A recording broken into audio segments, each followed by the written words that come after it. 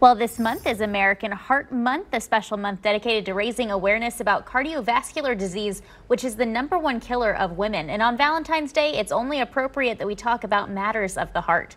The facts are concerning. Women, especially Black and Hispanic women, are disproportionately impacted by heart disease and stroke.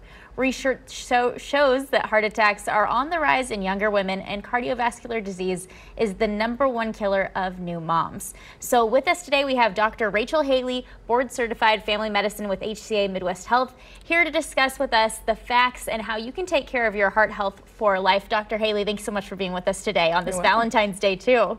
And of course, we do want to let people know what they need to be thinking about when it comes to protecting themselves against cardiovascular disease and maintaining their heart health too. Grace, it's important to know that once you develop cardiovascular disease, you can't make it go away. We can manage it with advanced technology, procedures, and medication, but we can't cure it. And as you mentioned, heart disease is the #1 killer of women in the United States. So it's important for everyone, especially women, to understand their heart. Yeah, especially given the fact that we can't cure it. I mean, definitely one of those things you want to make sure you're taking care of. What are some of those typical symptoms when it comes to a heart attack? That's a great question. So classic signs of a heart attack include a feeling of pressure or pain, squeezing, fullness in the chest. That pain can go to the neck, the jaw, the back, the stomach. You can have shortness of breath, lightheadedness, even nausea, vomiting, and indigestion. But those factors can differ vastly between men and women, and that's why it's often missed in women. Women can have a few symptoms of the classic signs, or they can have none at all.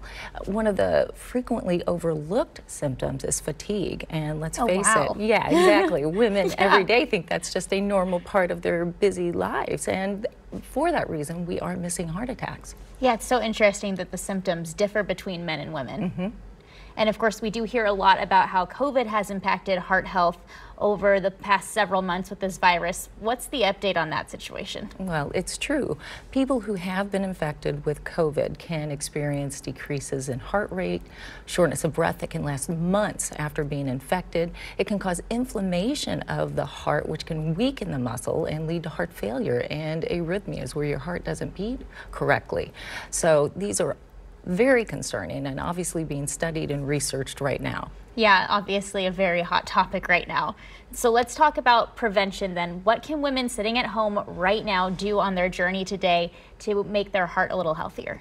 Well, first and foremost, don't smoke. And if you do, work towards quitting.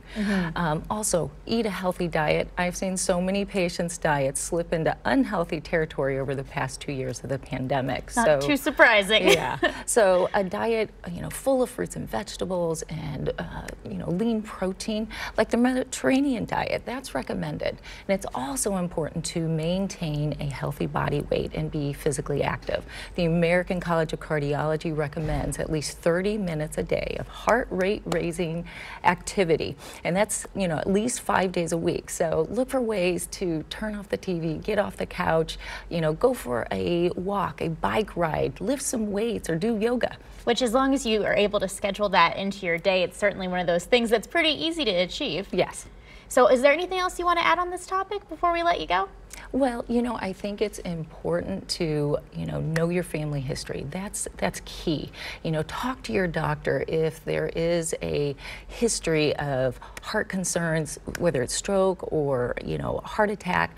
Also know your numbers, whether it's your cholesterol, your blood pressure, your weight, diabetes. Those are things that you can use to determine if you're at risk for heart disease. Perfect. Dr. Hailey, thanks so much for educating us on the topic and helping keep us safe and healthy as always. You're welcome. And of course, for more information, you can head over to hcamidwest.com. There you can also find a doctor as well as the closest ER and urgent care near you.